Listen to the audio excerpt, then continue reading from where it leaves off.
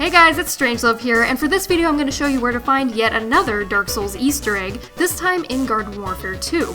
Now, Dark Souls 3 just came out recently, which I've been playing a lot, so this is the perfect opportunity to show you guys this Easter egg, and credit goes out to Red LGB over on Twitter for helping me find this one. Red is really good at finding stuff like this. Alright, so this Dark Souls Easter egg is found on the medieval section at the end of Seeds of Time, and it's a reference that of course involves a bonfire. Now, if you're familiar with Dark Souls, you'll definitely know how important and iconic the bonfires are in that game.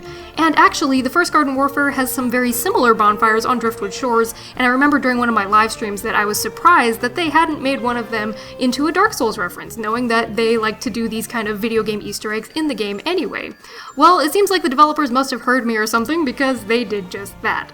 Now, there's a bunch of Easter eggs all throughout Seeds of Time, including the Game of Thrones reference over on the left, but to find the Dark Souls Easter egg, all you have to do is head over to the right side of the map, up the hill toward the blacksmith shop. Just before the bridge, walk past the barrels around the left side of this building, and you will find a knight kneeling to rest at a bonfire. Now, this type of bonfire with the sword in the center is so iconic of the Souls games, especially with the knight kneeling beside it, so for those of you who play Dark Souls, this is of course a very clear reference. And the Garden Warfare development team must have at least a few Dark Souls fans, because this is actually the second Dark Souls reference that they've made, with the first one being the Praise the Sunflower message on Driftwood Shores in the first Garden Warfare.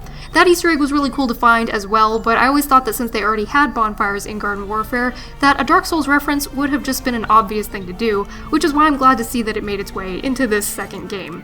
Now, seeing as how I'm knee-deep in Dark Souls at the moment, I can't help but want to do a Praise the Sun gesture at this kneeling knight. And actually, it would be pretty cool if they were to add a Praise the Sun type of gesture for the Sunflower, or any other character really. I'm not sure how possible that would be, legally speaking, but I'd like to see something similar. Or it would also be really neat if the PvZ developers were to add functional gestures that could cause something cool to happen in the game, if you were maybe to perform the right gesture in the right spot, which is something that you can do in Dark Souls as well, but who knows? Maybe something like that could be added to their free DLC or something. What do you guys think?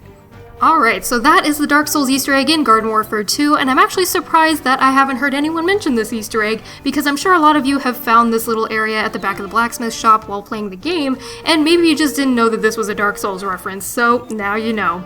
Alright, let me know in the comments below if this Dark Souls Easter egg made you praise the sun, and if I find any more super iconic Easter eggs like this one, I will be sure to let you guys know. Thanks so much for watching, stay strange my loves, and until next video, this is Strangelove, signing out.